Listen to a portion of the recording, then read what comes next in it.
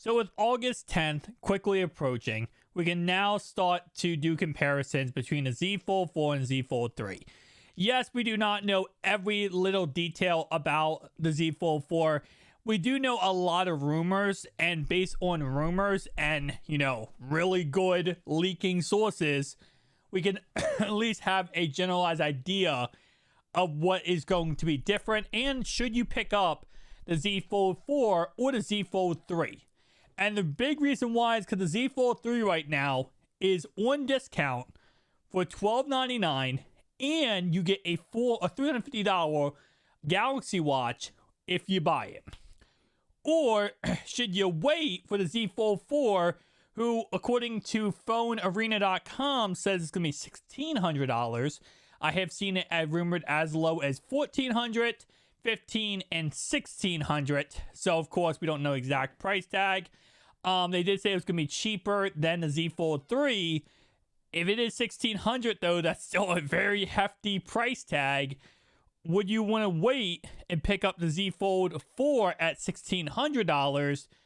Or should you pick up right now Z Fold 3 for $12.99 and you get a $350 Galaxy Watch? So let's go ahead and talk about it. Starting off right away, yes, we do know that the Z Fold 4 will have a lot of upgraded features. Starting off right away, it will be rocking the Snapdragon 8 Gen 1 Plus processor. It will have the same gigabytes of RAM, but it will have the same camera sensor found in the Galaxy S22, which of course is going to be a 50 megapixel ultra wide camera and then two 12 megapixel cameras with ×3 zoom. So pretty much same exact camera setup in the Galaxy S22 will be found in this Galaxy Z Fold 4. We also will have the same exact cameras on the front and inside, so a 4 megapixel under display camera and obviously a 10 megapixel cover display camera. Same exact charging speeds, nothing different there. And let's go ahead and talk about some actual big differences, because this is why you're probably going to pick it up. Is the outside display will be bigger. Rumored right now to be bigger, and the inside display will also be bigger. So the outside display is going to be bigger, the inside display is going to be bigger, and also we're going to have, of course, a little bit less of a hinge. Other than that, and of course S Pen support on the front of the phone, that's pretty much it. Now, if you're looking at this perspective of, I've never owned a Z Fold series phone at all, should I wait and pick up the Z Fold 3? Should I pick up the Z Fold 3 right now or wait for the Z Fold 4? And I said it in my video before, the Z Fold 4 is not going to be the craziest, insane upgrade that you might just want to save $400 on. It's not worth that insane upgrade price, in my opinion. Again, we have to wait to see the price tag of it, but at $1,600, it's going to be a really great phone. Don't get me wrong, I'm excited for the Z Fold 4. I will be picking it up the second it does release, but the Z Fold 3 is one of the best phones on the market, in my opinion. It gives you everything you need, no issues at all. I absolutely love the Z Fold 3. I rocked it as my daily driver for 9 months. Even though, as you guys know on this channel, we switch up phones, right? We switch up phones back and forth, trying out new phones on this channel. It was really hard for me to do so with how much I love the Z Fold 3. It's really hard to get away from using the Z Fold 3. It's just an amazing phone. And I really it's hard to even justify, if you're a new user, to wait for the Z Fold 4. Because you get the Z Fold 3 for $400 less and a Galaxy Watch. It's really difficult. But if you are, let's say, for example, you do wait, obviously, and let's say the Z Fold 4 comes out on August 10th, and you have Z Fold 4 for $1,600, and you have, let's say, the Z Fold 3 stays at that $1,200 price tag, no Galaxy Watch included. At $1,600 and $1,200, yeah, I would probably go with Z Fold 4 for that plus $400 upgrade. But if you can get a Z Fold 3 right now, which you can for the equivalent of $950 with a $350 Apple Watch, I could not see why someone would go with the Z Fold 4. I really could not. Honestly. Yes, S Pen support on the outside display is really cool and all, but that's not a huge deal. It really isn't. If the battery ends up becoming the same, then now you're not even getting a battery upgrade. A Snapdragon 8 Gen 1 Plus versus a Snapdragon 888. Yes, there's an upgrade, but you're probably not going to notice too much. A 12 gigabytes of RAM, no upgrade there. And then for the camera setup, a 50 megapixel camera, you might look at it and go, oh my God, that's so amazing. I always have to explain this because a lot of people don't understand how cameras work. When you see 50 versus 12, there is no real difference. You might say, what are you talking about?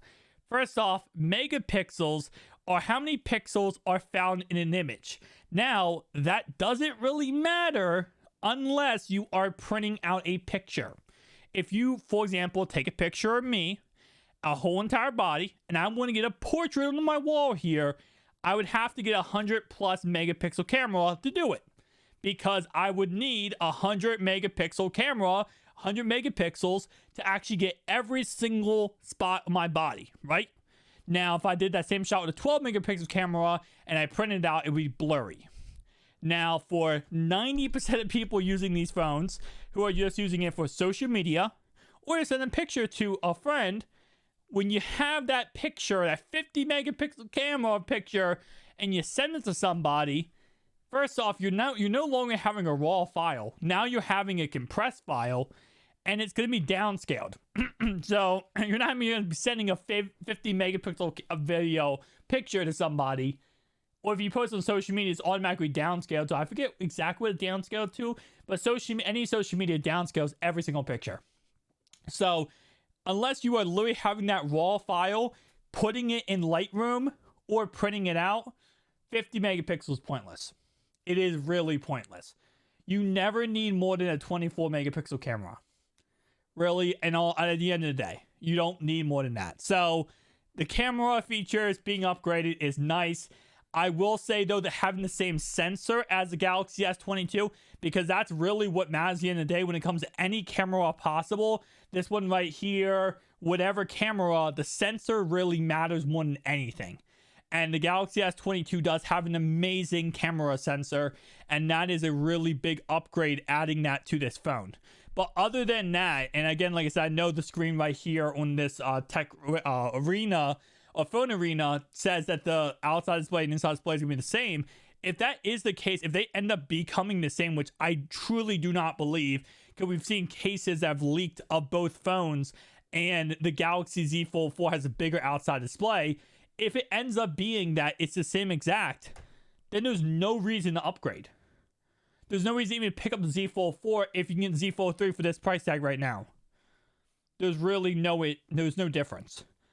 Yes, there are small cosmetic differences at the end of the day, and you're going to get a processor upgrade. But if you're going to save enough money, there's no real difference or point not to, in all honesty. And again, like I said, everything right now is rumored, so keep that in mind. It's going to be a really interesting to see. Also, I forgot to mention this because it's a really pointless thing to mention. The less visible crease. There has been a picture going around of the crease on the Z Fold 4 and the Z Fold 3, and the Z Fold 4 is a little bit less of a crease, and over time that crease will get worse, and it will be equivalent to what the Z Fold 3 looks like. Don't fall for that. Don't think that's going to be something crazy insane. It's not. I will say overall wise though, I will be picking the Z Fold 4, taking a look on it for the channel, talking about it, breaking it down, and giving my reviews of it just like I do with any other phone. I will say overall wise, I'm excited about it, but to answer the question, I'm telling you right now, the Z Fold 3 is an amazing phone. And if you're really thinking about picking a phone right now, you can't go wrong with the Z Fold 3. You truly, truly can't. because the only issue people have really is the inside display durability. And after owning it for about a year, I've had no issue with the inside display, and it's been my daily driver. Thank you guys for watching. I'll see you guys next one. Peace out.